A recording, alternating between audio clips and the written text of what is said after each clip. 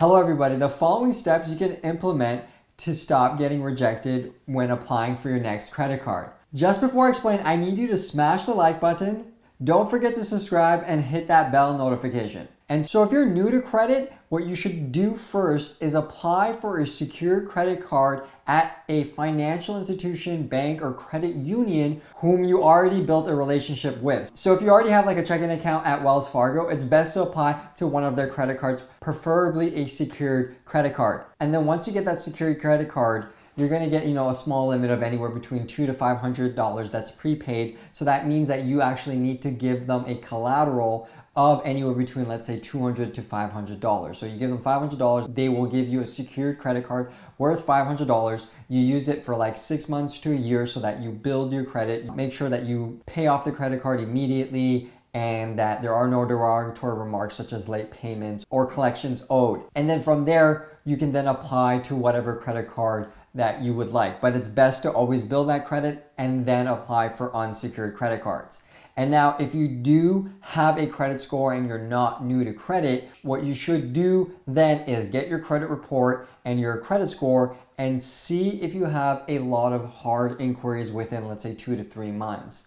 If not, then feel free to apply for a source of credit. And if you do, then you should wait a year or so that those credit inquiries fall. And that way, when they are doing a hard inquiry check, they don't see those credit inquiries, and thus you're more inclined to getting approved. I would say do this only if you have a lot of credit inquiries within 1 to 3 months, like you have 30 within 45 days, then I recommend waiting a bit. That way your credit bureau looks better for the credit issuer. And the next step you can do is look at your credit report, or actually go and log into let's say the online banking of your credit cards and see if you have any amounts due, right? And if you have any amounts due or you're holding a balance, pay off as much as you can, as close to zero as possible, and then apply for that new source of credit, or let's say a mortgage, right? So always have your credit utilization as low as possible and always pay off as much as you can before applying to a new source of credit. And this will increase your chances of approval way significantly. Some credit cards have certain minimum requirements for you to be eligible. And so if you don't meet them,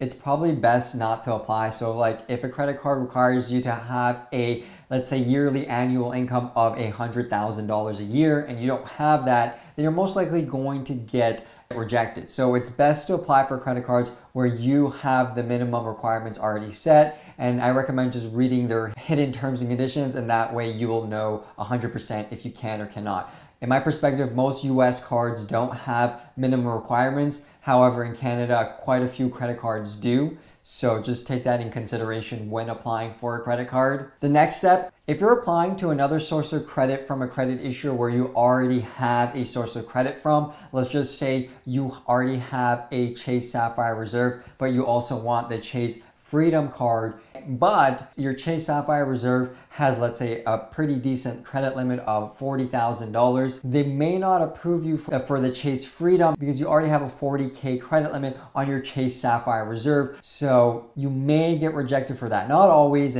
sometimes it doesn't even matter. But if this is the scenario, you can call the reconsideration line and let them know that if it's possible, if they can transfer, let's say, $5,000 from the credit limit of your Chase Sapphire Reserve to the Chase Freedom. So instead of having $40K on your Chase Sapphire Reserve, it's now $35,000, and the remaining $5,000 is on the Chase Freedom. I know this has worked for some other people when applying for other credit cards from the same credit issuer. Again, it doesn't hurt to call and ask. And then the last and final step, let's say you did all this, you paid off your balances, you lowered your credit utilization, you built banking relations, you built credit relations, your credit report is pretty decent, and you still get rejected. What you can do then is, once you get the rejection letter or email or notification, immediately call the reconsideration line of that credit issuer, or just call the customer support line and ask, may I please get transferred to the agent that deals with credit applications and approvals and denials.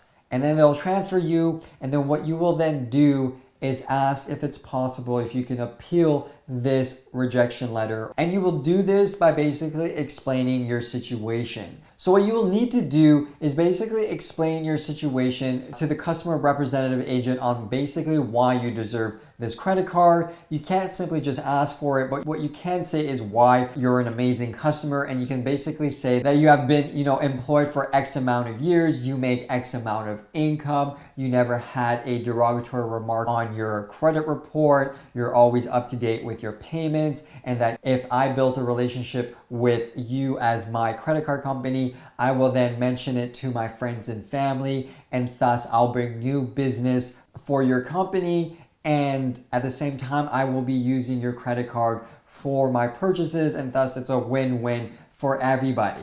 Basically, you need to persuade the credit agent that it's a great idea to give you this credit card because you're going to be responsible, you're going to be using it, you're going to get them more business. And so you're basically letting them know that you're an excellent customer to have, and if they lose you, they're going to lose a ton of money in the long term. So it's best for them to give you this credit card. Now, with that being said, this procedure is called hang up and call again. And the reason why this procedure is basically called hookup is because the first agent may or may not approve you. So you may have to call a couple times, and this can literally be anywhere from 1 to like 20 plus times. And it's heavily and highly recommended that you call as soon as possible in terms of the rejection letter notification and or email. That way the customer agent knows that you're being serious, right? You got the letter right now and you call immediately. It makes you look more worthy to the reconsideration agent. And I know this works because I've done it myself and I've seen other people do it. And other people suggest this method too, in a sense that just call and explain your situation